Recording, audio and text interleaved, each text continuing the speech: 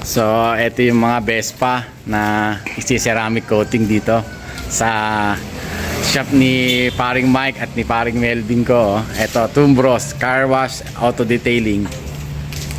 Ayan, pine-prepare na yung Vespa for bike wash, then detail at saka isi-ceramic.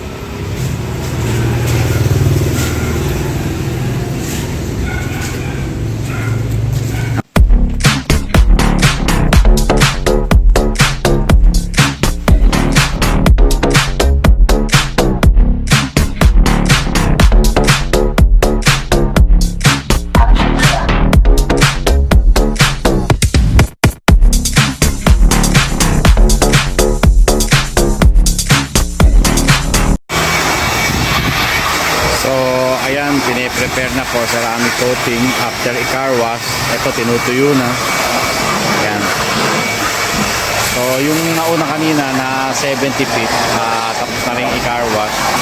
Itong GTS na yung susunod. So, ayan, almost finish na siya sa tuyo.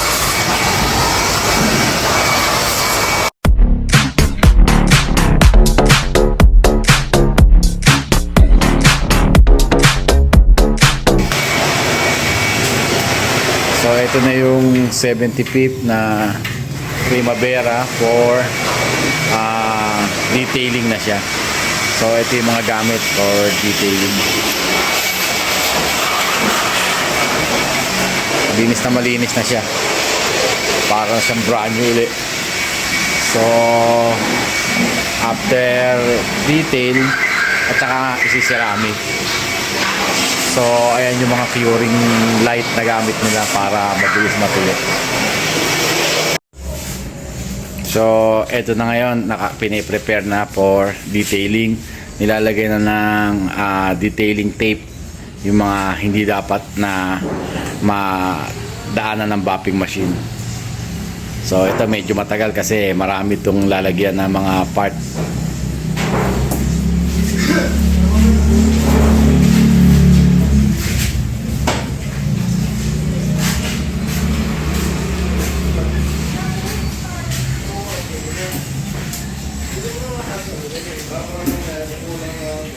So, pagka gusto nyo magpa-ceramic coating, punta lang kayo dito sa Tumbros Wheel Care.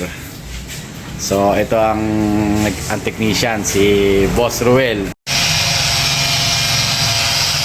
So, itong part na to ay nasa buffing na siya. So, binabap niya na yung body, ang preparation niya para sa ceramic. So, inaalis dito yung mga maliliit na gasgas at saka yung mga grime para pag sineramik siya ay almost clear na clear ang kaha niya.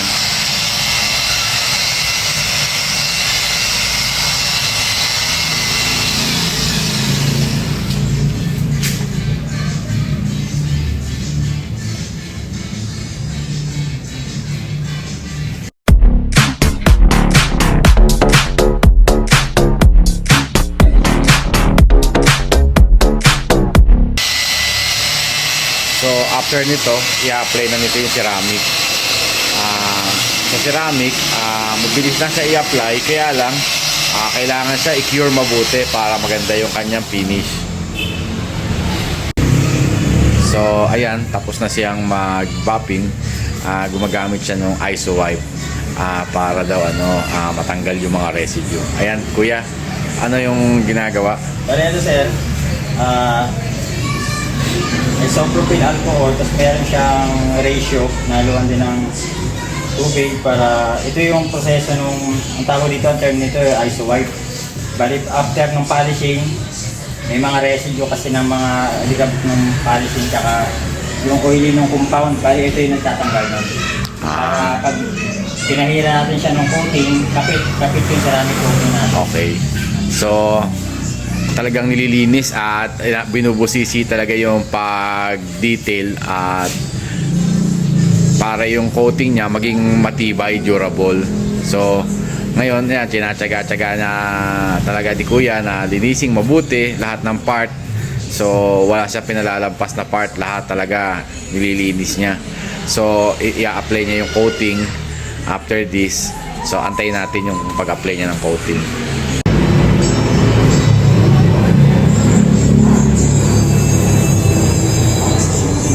So ayan, ina-apply na yung ceramic coat. 3 step itong ceramic coating. So ito first step pa lang. Medyo maganda to dahil makapal, dahil 3 coats. So ayan, mayroon din silang infrared curing light. So mabilis lang i-apply.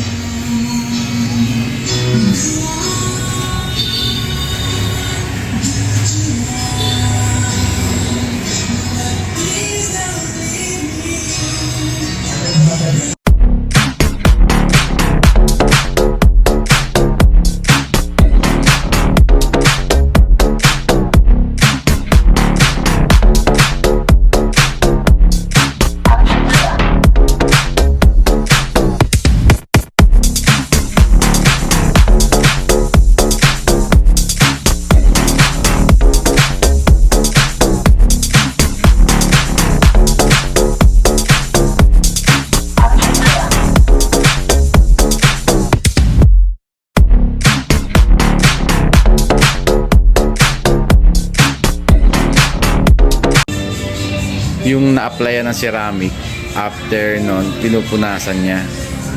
So nakatapat ngayon yung curing light. So yung curing light na infrared, medyo mainit talaga siya. Init yung para siyang heater.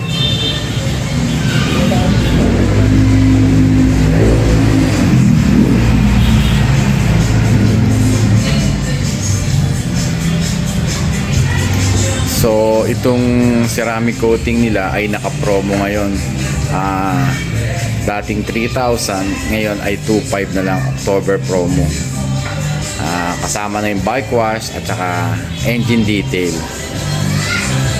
Dito yan sa Tumbros Wheel Care. So eto si Kuya Ruel, ipapaliwanag sa atin yung mga ginamit na ceramic coat para mas maintindihan natin. Bali ang ginamit ko dito sa base coat natin, gumamit ako ng Kisho 701 SI 701. Bali ito yung base coat natin, first coating natin.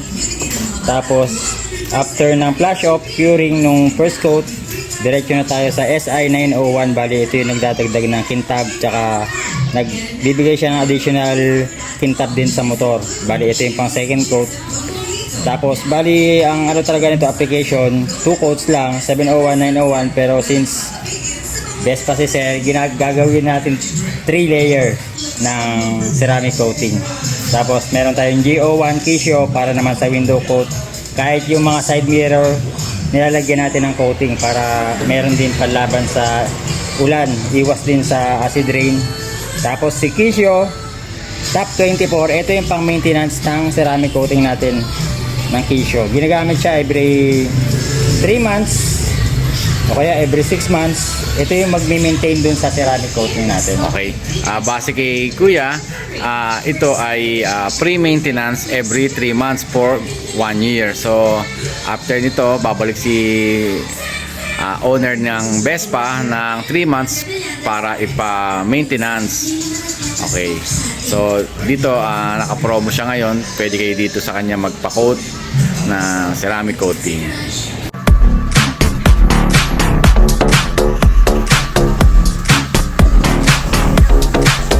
So, ayan, second coating na siya ng ceramic.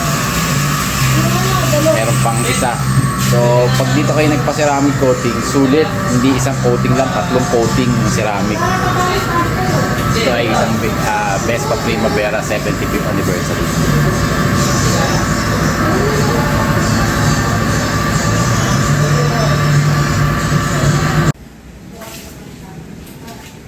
Ito yung para sa mga mirrors na coat. So natapos na yung sa body na ceramic coating, ina-assemble na, nilalagay na lang yung sa mga mirrors. After this, medyo antay-antay lang natin yung owner, pwede niya na ito iuwi. Mga 30 minutes curing na lang to sa infrared light.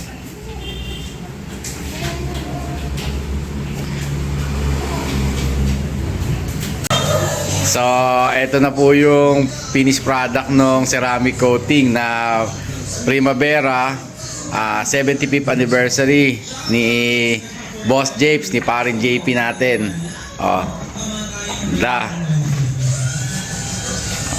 Tapos na, medyo ginabi na kami kasi tagal ng process eh. Pero sulit, ganda nangyari. Ayan, si Boss JP.